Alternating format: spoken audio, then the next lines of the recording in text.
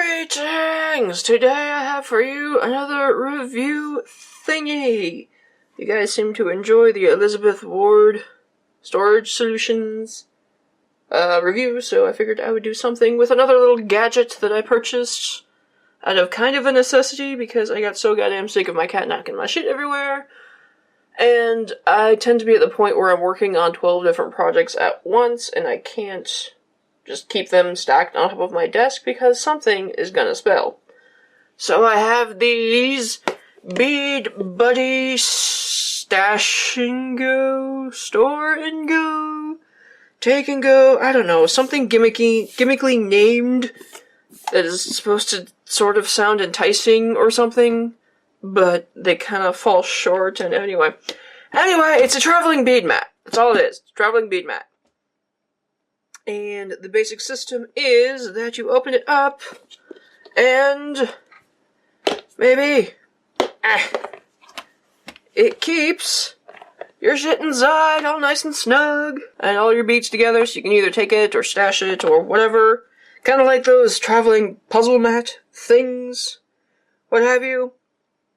So here's my general impressions of it. I have a notebook somewhere that helps me illustrate this. So yes, alright. It comes in two sizes. This is the junior, and I also have the quote-unquote normal one, which I can't even fit on the damn screen.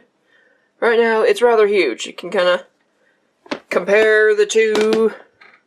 This is rather large. The large one is kind of the size of the full-size bead boards or whatever. You could probably shove a bead board in here, actually. This one is like half the size and actually pretty much portable.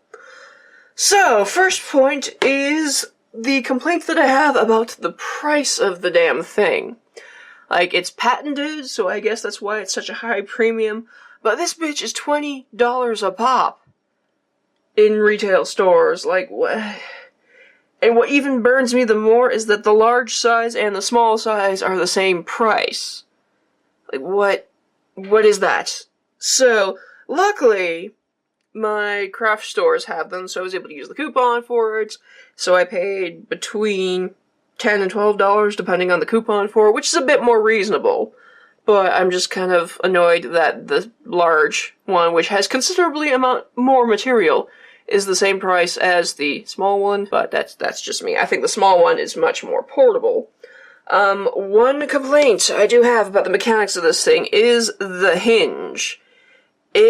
When you first open it, you have to open it in a particular way. What happens is, if you just open it like you think you should open it, where the tabs, you flip them up, you open it, it kind of only half jars open. It gets stuck in here, and if you try to creak it open, it sometimes pops up like that, and your beads fly everywhere, which is annoying. So, there's kind of a particular way you gotta open this. So, the easiest way I've found is when you have the tabs facing downwards, so you flip them down, flip them both down, then you lift gently, and then from here, you pull upwards so that the joints here are flush with each other. Because what's going to happen is, this is a very, very loose hinge right here.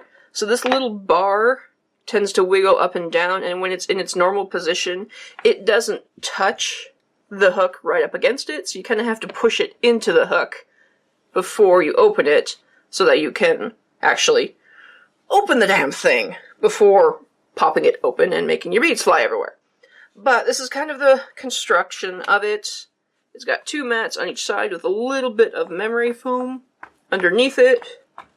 And it kind of separates, which is kind of cool, because you can have one where you have all your beads at, and then one where you have your actual project at.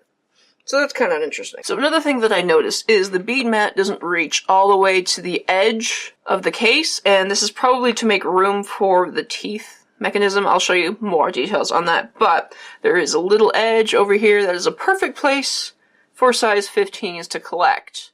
Now that being said, it really isn't too hard to collect them once they fall. It's just a bit of an annoyance if you're working on something and they pop in there and you gotta kinda, fish them out.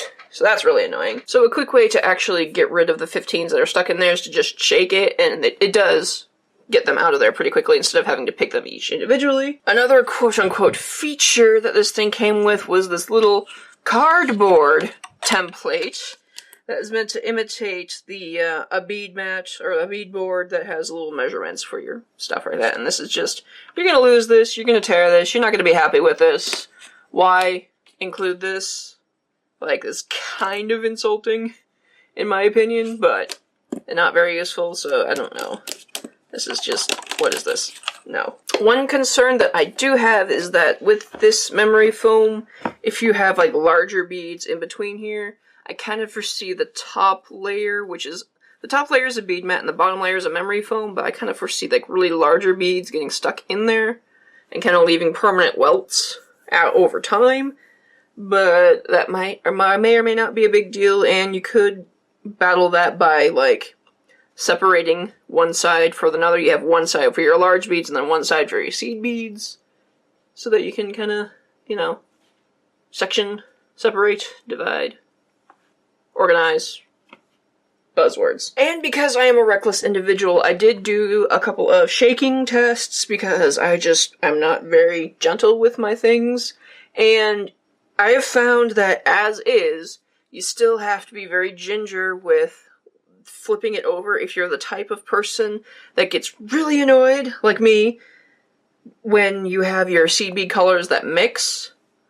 So if you're working on a piece and you have like a pile of color A, color B, color C, if it does, especially if you're using size 15s, it does travel up and down the piece, but they will not fall out because of the mechanism in the way it closes. There are, let's see, you can kind of see here how it has a large tooth apparatus on the edge of these pieces, so when it closes, it seals, because we've got like two widths here, and if you can kind of see that, it closes into itself, so no beads are going to come out of that. It's sealed perfectly for that, which is great. But I get very, very annoyed when my beads are separate all over the place. The easiest solution I have to this problem is to just not pour out a lot of beads at once, just have a little teeny tiny piles around, so if they do mix around together, you're not separating them out for hours. But I also did test out another solution that worked very, very well in keeping beads put together and separate, and keeping your seed beads where they should be.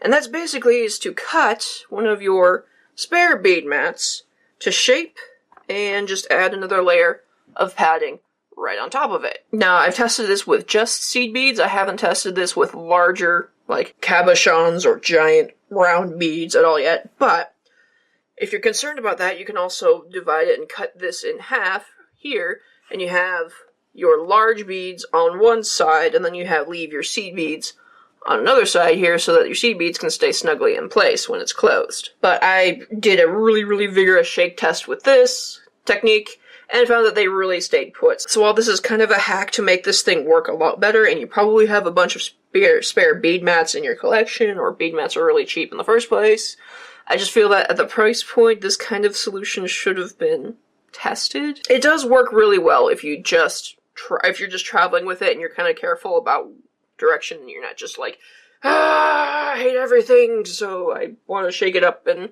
test it. But I test my limit. I test the limits because I want to share with you guys what things that work. So I just think that's kind of, I don't know. More testing I think could have been done with this, but that being said, it's still pretty good.